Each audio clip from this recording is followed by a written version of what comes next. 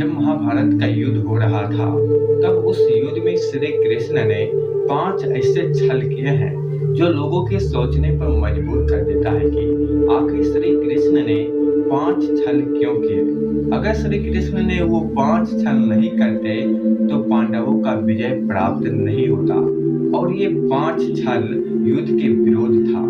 तो चलिए जानते हैं श्री कृष्ण ने वो 5 छल क्यों किए और इसके पीछे के राज समझते हैं।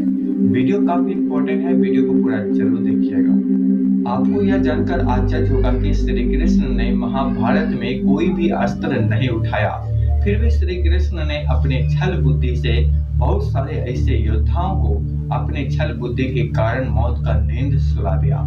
श्री कृष्ण ने न्याय और सत्य को जिताने के लिए धर्म की अपनी परिभाषा गढ़ी और ऐसे चाल चले जिससे पांडवों को युद्ध में विजय की प्राप्ति हुई। श्री कृष्ण ने सबसे बड़ा छल किया तब जब कर्ण कौरव सेना का सेनापति बना और अर्जुन से युद्ध करने के लिए आया। कर्ण के रथ का पहिया जमीन में धंस गया, जिससे निकालने के लिए कर्ण ने अपने धनुष बाण रख दिया। निहत्थे कर्ण को देखकर श्री कृष्ण ने अर्जुन को कर्ण वध के लिए उकसाना शुरू किया और दिव्य शास्त्र चलवा दिया। क्षण भर में कर्ण का अंत हो गया। श्री कृष्ण का दूसरा छल यह है कि दुर्योधन का अंत भी श्री कृष्ण की छल बुद्धि से संभव हुआ। श्री कृष्ण ने दुर्योधन को माता के पास निर्वस्त्र होकर ना जाने की सलाह दी, जिससे कमर के नीचे का हिस्सा वज्र का नहीं हो पाया। भीम के साथ जब दुर्योधन का युद्ध हुआ, तब श्री कृष्ण ने भीम को सलाह दी कि कमर के नीचे के हिस्से पर प्रहार करो, जबकि यह नियम के विरुद्ध था। कमर के नीचे गदा से प्रहार करने से दुर्योधन की मृत्यु हुई। इस तरह पांडवों को महाभारत में विजय प्राप्त हुआ। श्री कृष्ण के तीसरा छल महाभारत युद्ध के दौरान एक दिन सूर्य ग्रहण हुआ। ऐसा माना जाता है, कहते हैं कि अर्जुन ने प्रतिज्ञा ले ली कि वह सूर्यास्त तक जयद्रथ का वध नहीं कर पाए तो आत्मदाह कर लेंगे। अगर ऐसा हो जाता तो पांडवों की हार हो जाती।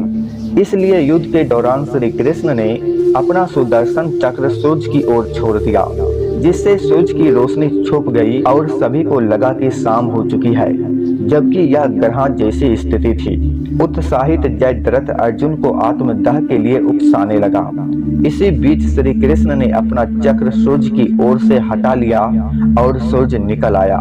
अर्जुन ने पास खड़े जयद्रथ का वध कर दिया और अपनी प्रतिज्ञा पूरी की। श्री कृष्ण के चौथा छल भीष्म के बाद द्रोणाचार्य ऐसे योद्धा थे जिसके रहते हुए युद्ध जीतना असंभव था।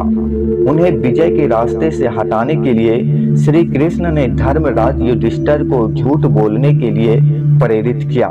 युधिष्ठिर ने द्रोणाचार्य से कहा कि उसका पुत्र अश्वत्थामा मर गया है। अश्वत्थामा नाम का एक हाथी था। युधिष्ठिर के आदेश सत्य से दुखी होकर द्रोणाचार्य ने अपने धनुष बाण जमीन पर रख दिए और विलाप करने लगे। मौके का लाभ उठाकर धृष्टद्युम्न ने द्रोणाचार्य का वध कर दिया।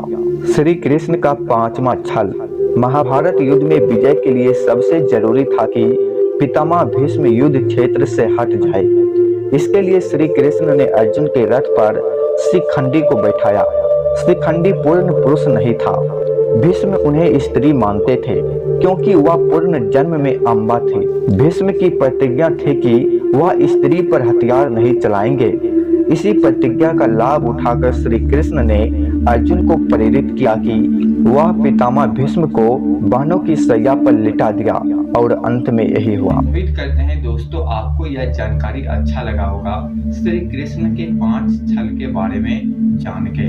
तो हमेशा नई जानकारी के लिए आप मेरे चैनल को सब्सक्राइब जरूर कीजिए।